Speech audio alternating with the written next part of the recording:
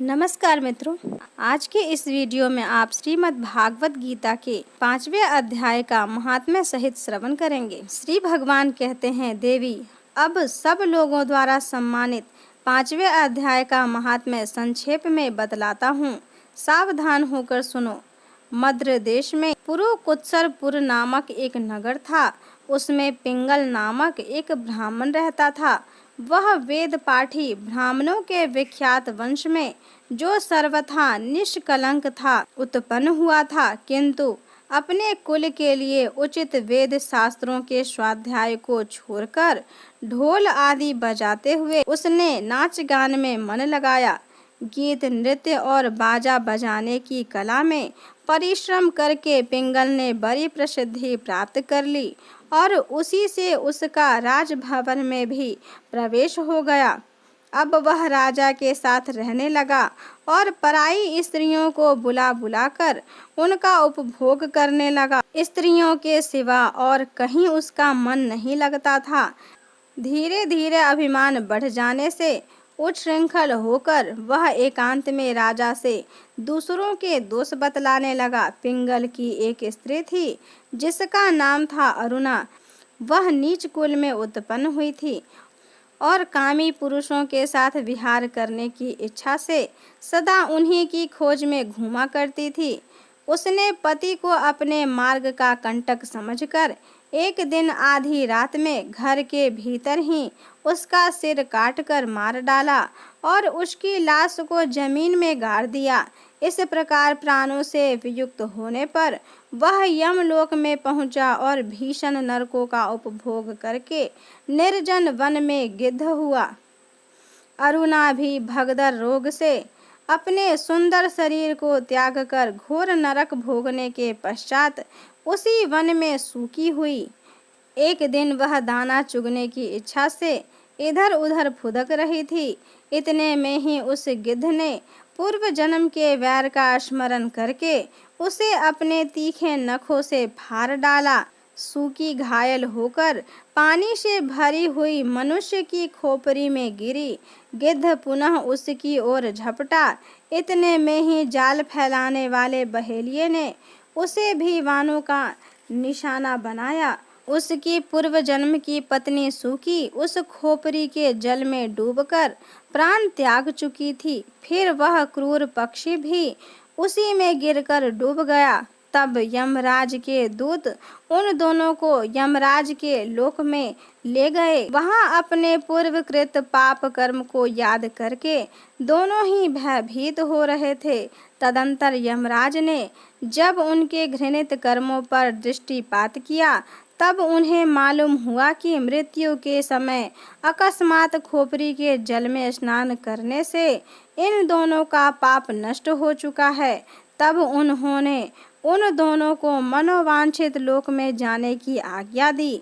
यह सुनकर अपने पाप को याद करते हुए वे दोनों बड़े विस्मय में पड़े और पास जाकर धर्मराज के चरणों में प्रणाम करके पूछने लगे, भगवन, हम दोनों ने पूर्व जन्म में अत्यंत घृणित पाप का संचय किया है, फिर हमें मनोवांछित लोक में भेजने का क्या कारण है, बतलाइए। यमराज ने कहा, गंगा के किनारे वट नामक एक उत्तम ब्रह्मज्ञानी रहते थे। वे एकांत सेवी, ममता रहित, शांत, विरक्त और किसी से भी द्वेष न रखने वाले थे। प्रतिदिन गीता के 5वें अध्याय का जप करना उनका सदा का नियम था। 5वें अध्याय को श्रवण कर लेने पर महापापी पुरुष भी सनातन ब्रह्म का ज्ञान प्राप्त कर लेता है। उसी पुण्य के प्रभाव से शुद्ध चित्त होकर उन्होंने अपने शरीर का परित्याग किया था। गीता के पाठ से उनका शरीर निर्मल हो गया था। जो आत्मज्ञान प्राप्त कर चुके थे उन्हीं महात्मा की खोपड़ी का जल पाकर तुम दोनों पवित्र हो गए थे। अतः अब तुम दोनों मनोवांछित लोकों को जाओ, क्योंकि गीता के 5वें अध्याय के महात्म्य से तुम दोनों शुद्ध हो गए हो। श्री भगवान कहते हैं, सबके प्रति समान भाव रखने वाले धर्मराज के द्वारा इस प्रकार समझाए जाने पर वे दोनों बहुत प्रसन्न हुए और विमान पर बैठकर बैकुंठ धाम को चले गए। अब 5वें अध्याय का श्रवण कीजिए। अर्जुन ने पूछा, हे कृष्ण, आप कर्मों के संन्यास की और फिर निष्काम कर्मयोग की प्रशंसा करते हैं, इसीलिए इन दोनों में एक जो निश्चय किया हुआ कल्याणकारक हो उसको मेरे लिए कहिए। इस प्रकार अर्जुन के पूछने पर श्री कृष्ण महाराज बोले, हे अर्जुन, कर्मों का संन्यास अर्थात मन, इंद्रियों और शरीर द्वारा होने वाले संपूर्ण कर्मों के कर्तापन का त्याग और निष्काम कर्मयोग अर्थात समत्व बुद्धि से भगवत अर्थ कर्मों को करना, ये दोनों ही परम कल्याण के करने वाले हैं। परंतु उन दोनों में भी कर्मों के संन्यास से निष्काम कर्मयोग साधन में सुगम होने से श्रेष्ठ है।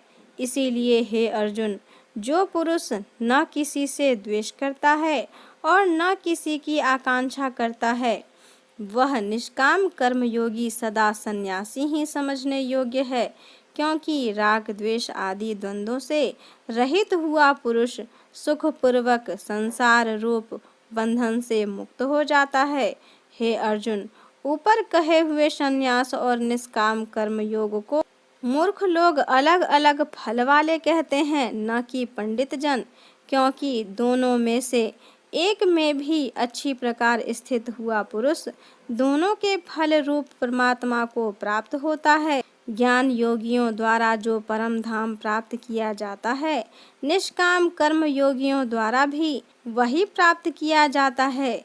इसीलिए जो पुरुष ज्ञान योग और निष्काम कर्म योग को फल रूप से एक देखता है, वह ही यथार्थ देखता है। परंतु हे अर्जुन, निष्काम कर्म योग के बिना संन्यास अर्थात मन, इंद्रियों और शरीर द्वारा होने वाले संपूर्ण कर्मों में कर्तापन का त्याग प्राप्त होना कठिन है और भगवत स्वरूप को मनन करने वाला निष्काम कर्म योगी पर ब्रह्म परमात्मा को शीघ्र ही प्राप्त हो जाता है।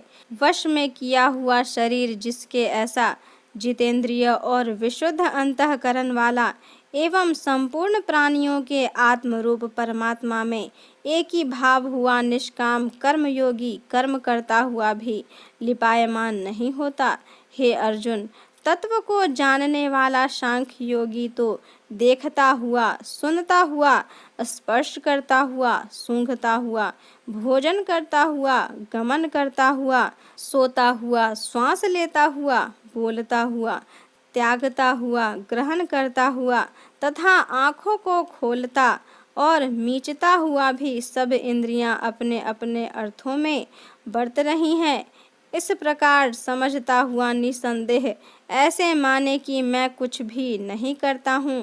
परंतु हे अर्जुन, देहाभिमानियों द्वारा यह साधन होना कठिन है और निष्काम कर्म योग सुगम है, क्योंकि जो पुरुष सब कर्मों को परमात्मा में अर्पण करके और आसक्ति को त्याग कर कर्म करता है, वह पुरुष जल से कमल के पत्ते के सदृश पाप से लिपायमान नहीं होता। इसीलिए निष्काम कर्म योगी ममत्व बुद्धि रहित केवल इंद्रिय, मन, बुद्धि और शरीर द्वारा भी आसक्ति को त्याग कर अंतःकरण की शुद्धि के लिए कर्म करते हैं।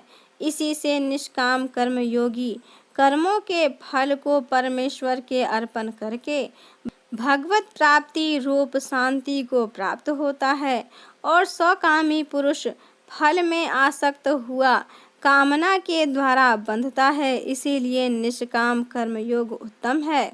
हे अर्जुन, जिसके अंतःकरण वश में है ऐसा सांख्य योग का आचरण करने वाला पुरुष तो निसंदेह न करता हुआ और न करवाता हुआ 9 द्वारों वाले शरीर रूप घर में सब कर्मों को मन से त्याग कर अर्थात इंद्रियां इंद्रियों के अर्थों में बरतती हैं, ऐसा मानता हुआ आनंद पूर्वक सच्चिदानंद घन परमात्मा के स्वरूप में स्थित रहता है। परमेश्वर भी भूत प्राणियों के न कर्तापन को और न कर्मों को तथा न कर्मों के फल के संयोग को वास्तव में रचता है, किंतु परमात्मा के सकाश से प्रकृति ही बरतती है, अर्थात गुण ही गुणों में बरत रहे हैं। सर्वव्यापी परमात्मा न किसी के पाप कर्म को और न किसी के शुभ कर्म को भी ग्रहण करता है, किंतु माया के द्वारा ज्ञान ढका हुआ है, इससे सब जीव मोहित हो रहे हैं। परंतु जिनका वह अंतःकरण का अज्ञान आत्मज्ञान द्वारा नाश हो गया है, उनका वह ज्ञान सूर्य के सदृश उस सच्चिदानंद घन परमात्मा को प्रकाशता है, अर्थात परमात्मा के स्वरूप को साक्षात कराता है। हे अर्जुन, जिनकी बुद्धि तद्रूप है तथा जिनका मन तद्रूप है और जिनकी एक ही भाव स्थिति निरंतर सच्चिदानंद घन परमात्मा में ही है और जिनकी स्थिति एक ही भाव से निरंतर सच्चिदानंद घन परमात्मा में ही है, ऐसे तत्परायण पुरुष ज्ञान के द्वारा पाप रहित हुए अपुनरावृत्ति को अर्थात परम गति को प्राप्त होते हैं। ऐसे वे ज्ञानी जन विद्या और विनय युक्त ब्राह्मणों में तथा गौ, हाथी, कुत्ते और चांडाल में भी समभाव से देखने वाले ही होते हैं। इसीलिए जिनका मन समत्व भाव में स्थित है, उनके द्वारा इस जीवित अवस्था में ही संपूर्ण संसार जीत लिया गया है, अर्थात वे जीते हुए ही इस संसार से मुक्त हैं, क्योंकि सच्चिदानंद घन परमात्मा निर्दोष और सम है। इससे वे सच्चिदानंद घन परमात्मा में ही स्थित हैं। जो पुरुष प्रिय को अर्थात जिसको लोग प्रिय समझते हैं, उसको प्राप्त होकर हर्षित नहीं हो और अप्रिय को अर्थात जिसको लोग अप्रिय समझते हैं, उसको प्राप्त होकर उद्वेगवान न हो, ऐसा स्थिर बुद्धि संशय रहित ब्रह्मवेता पुरुष सच्चिदानंद घन पर ब्रह्म परमात्मा में एक ही भाव से नित्य स्थित है। बाहर के विषयों में अर्थात सांसारिक भोगों में आसक्ति रहित अंतःकरण वाला पुरुष अंतःकरण में जो भगवत ध्यान जनित आनंद है, उसको प्राप्त होता है और वह पुरुष सच्चिदानंद घन पर ब्रह्म परमात्मा रूप योग में एक ही भाव से स्थित हुआ अक्षय आनंद को अनुभव करता है। जो यह इंद्रिय तथा विषयों के संयोग से उत्पन्न होने वाले सब भोग हैं, वे यद्यपि विषयी पुरुषों को सुख रूप भासते हैं, तो भी निसंदेह दुख के ही हेतु है और आदि अंत वाले अर्थात अनित्य हैं। इसीलिए हे अर्जुन, बुद्धिमान विवेकी पुरुष उनमें नहीं रमता जो मनुष्य शरीर के नाश होने से पहले ही काम और क्रोध से उत्पन्न हुए वेग को सहन करने में समर्थ है, अर्थात काम क्रोध को जिसने सदा के लिए जीत लिया है, वह मनुष्य इस लोक में योगी है और वही सुखी है। जो पुरुष निश्चय करके अंतरात्मा में ही सुख वाला है और आत्मा में ही आराम वाला है तथा जो आत्मा में ही ज्ञान वाला है, ऐसा वह सच्चिदानंद घन पर ब्रह्म परमात्मा के साथ एक ही भाव हुआ सांख्य योगी शांत पर ब्रह्म को प्राप्त होता है। जिनके सब पाप नाश हो गए हैं तथा जिनका संशय ज्ञान करके निवृत्त हो गया है और जिनकी रति संपूर्ण भूत प्राणियों के हित में है, जिनका चित्त भगवान के ध्यान में एकाग्र हुआ है, ऐसे ब्रह्मवेता पुरुष शांत पर ब्रह्म को प्राप्त होते हैं। काम क्रोध से रहित जीते हुए चित्त वाले पर ब्रह्म परमात्मा का साक्षात्कार किए हुए ज्ञानी पुरुषों के लिए सब ओर से शांत पर ब्रह्म परमात्मा ही प्राप्त है।